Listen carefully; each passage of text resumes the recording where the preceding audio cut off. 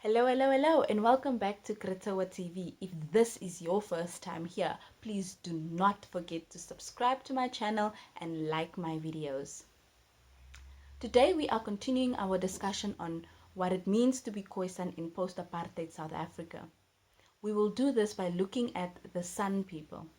The San were hunter-gatherers that lived in southern parts of Africa, which is now known as, or today known as, South Africa.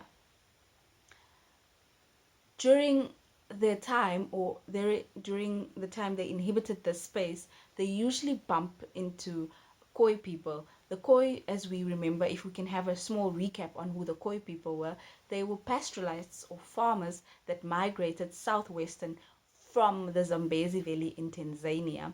They had two initial contacts with the Dutch people, the one which was negative in nature and led to the death of one Khoi person, and the second one where they established a trade system that lasted 165 years.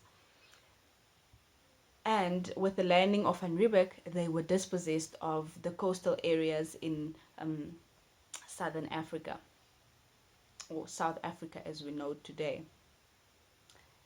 The San people were called, or were given the name San by the Khoi people because because literally translated it means forager. The San people were hunter-gatherers and they made use of stone tools. Archaeologists placed the San people in this Middle Stone Age, which is 250,000 years ago, and they estimated that it ended around about 120,000 to 27,000 years ago. The San people also came into contact with the Dutch people, and in 1701, the biggest and the most or the major encounter took place where a lot of San people invaded the farms of white farmers or these Dutch farmers and stole their livestock or killed off their livestock. And in this process, a lot of Dutch people started hunting the San people, and they hunted them for as hunted trophies. And then during their wars, they would use the San as hunt dogs because because of their vast knowledge of nature, they knew how to track. They knew how to use nature to their advantage and how to sneak attack on the enemies. So today I would like to continue my discussion by giving differences of the San between the San and the Khoi people. As you've noted that the Khoi people were farmers, and the San people were hunter-gatherers, and they both moved around in specific areas, but at the same time they considered these areas as their own. They would never move into each other's areas, but when they do, they would have intermarriage. They would marry each other. There would be intercultural adoption and adaptation, and this happened because for two reasons. Number one, the Khoi no longer had to fight the San for access to land or for land, and number two, the San people no longer had to hunt and gather, whereas they could grow their foods or learn new agricultural techniques from the Khoi people. In my previous video, I said I will debunk the notion that Khoi people can't be black.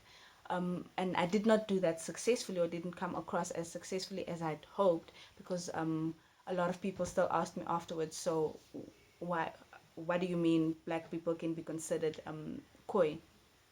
So by this I mean, with further reading into Khoi people, Khoi culture, and where they migrated from, it suggests that people from those areas are taller, number one, and number two, they are phenotypically darker. They are much darker skinned people because they were migrating for such long distances, and their skins had to protect themselves against the sun, upstairs, the sun and not the san. And this is why I believe they were darker. And then this is how now the Khoi and San came together, and a lot of the time, this is where people say the KhoiSan identity was born from the Khoi and San people, intermarrying, um, adopting of various cultures and adaptation of land. Another difference was the language they spoke, or the language the two groups of people spoke. Like the Latin language, the Khoi and San languages have died out, or they are slowly dying out. But we do have phrases and sounds that can give us an indication of the languages that they spoke. And I apologize for my ignorance, the way the ignorance in my languages come across. But you'd have to understand that or I come from parents that were forced to give up speaking their languages because the Khoi and San people were beaten and severely mistreated if they were to speak their languages around these Dutch people, and they had to start adopting the Afrikaans language and make it their home language. So that is why I can't speak my language. Um, I'm not making excuses. I've tried and I've looked for people that can teach me this language, but it will not be recognized. It's not officially recognized as an 11th language in the South African language policy. So, for me dwelling on that, let me just go back to why I brought up the language issue. Um, People asked me what the differences in languages were in the Khoi and the San communities. The Khoi had cliques, and this is the cliques that are most notable in Xhosa languages, in Zulu, in various Bantu speaking languages. So the cliques sounded a lot like those were the cliques that the Khoi people had. And the language of the San people were more in tune with nature, if I can call it that.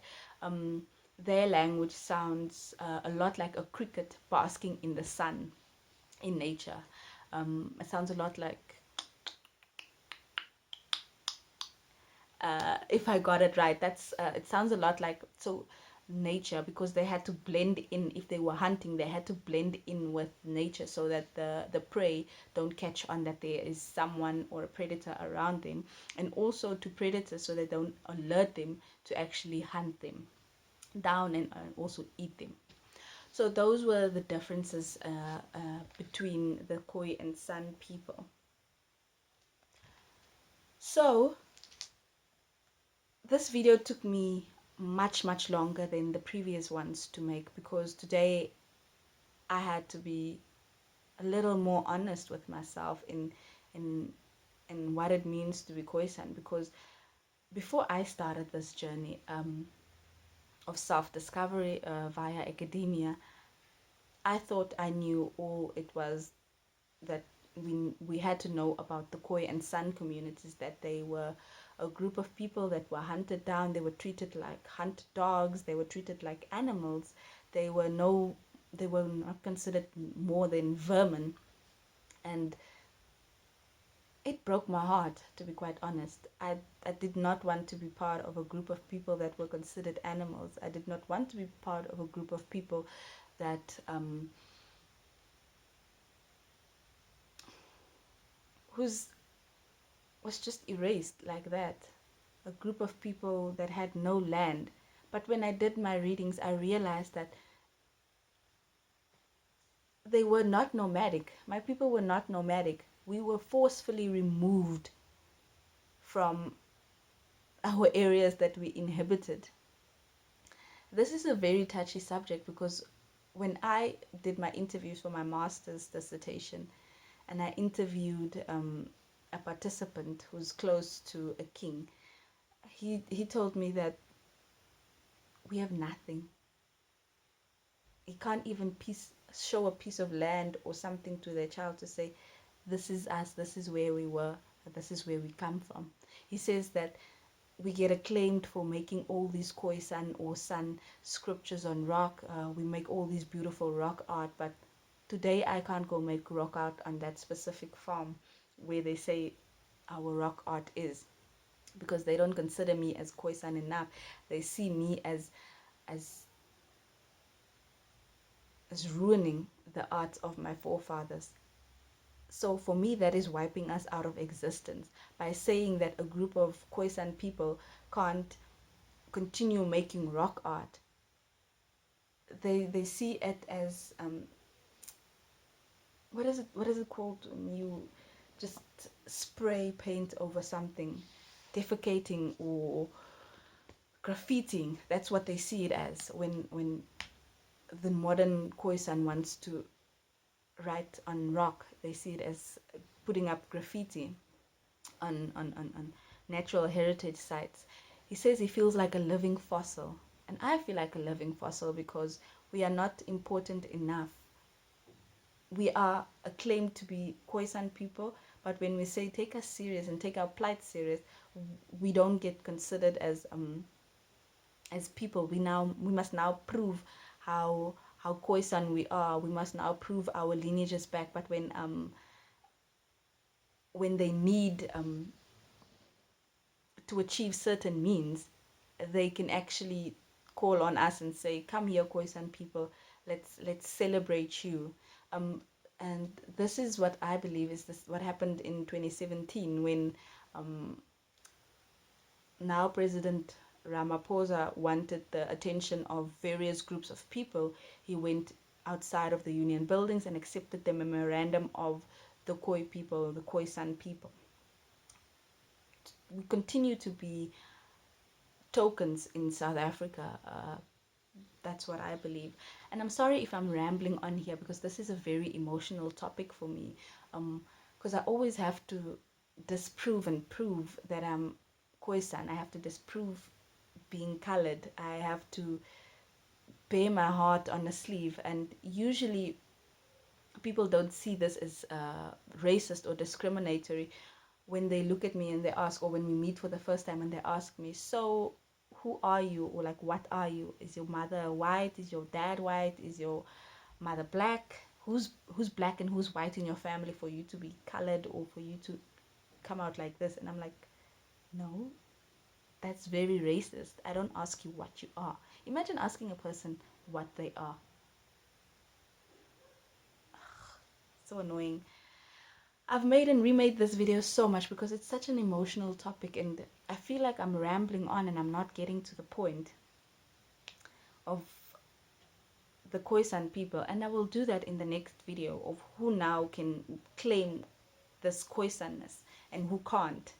And as I've said here, that if I wasn't clear enough for those that were asking me in the comment section, if black people can consider themselves as KhoiSan, yes, because if we look at readings that suggest that Khoi were black people and they were later on called Bantu-speaking tribes. So yes, black people can be considered Khoi. And this new nuanced argument to the land debate is that they considered the land theirs.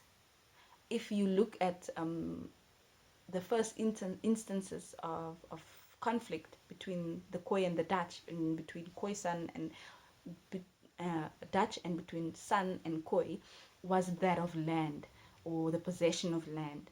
So the Dutch did not ask permission from the Khoi to drink from their freshwater resource. And that is proof that the Khoi considered the land theirs.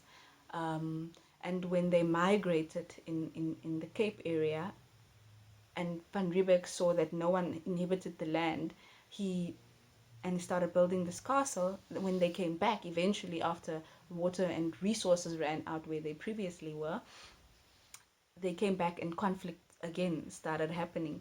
The first meeting between the San and Khoi was over land, because now the Khoi is coming in and just taking over the land and overgrazing the land that the San inhabited. And there was also a fighting over that. And the marriages that took place between them was also for attaining land. So here we see that land already played a major role. And with one of my participants saying that they left the rock art were messages for those behind them or coming after them, just to show them that there is a way you can survive on this piece of land, you're not gonna die. These are the ceremonies that we've we've we've conducted on this piece of land, and these are the animals that you're gonna find on this piece of land. So those were messages left there. So you can see that these areas were considered as their own, and these areas were considered as, if I can call it, the school of life. So in the next video, we will be talking about KhoiSan people, and I would like to have a conversation with someone on on what it means to be KhoiSan to them, or one of the people. But because of the lockdown, I can't necessarily have a conversation with someone on why they identify as KhoiSan. So we will be listening to me rambling on again on what it means for me to be KhoiSan, and who can identify as KhoiSan and who not. Thank you for staying through this discussion with me. Please do not forget to like this video and subscribe to my channel. And don't forget to ask your friends to come have a look here. Thank you.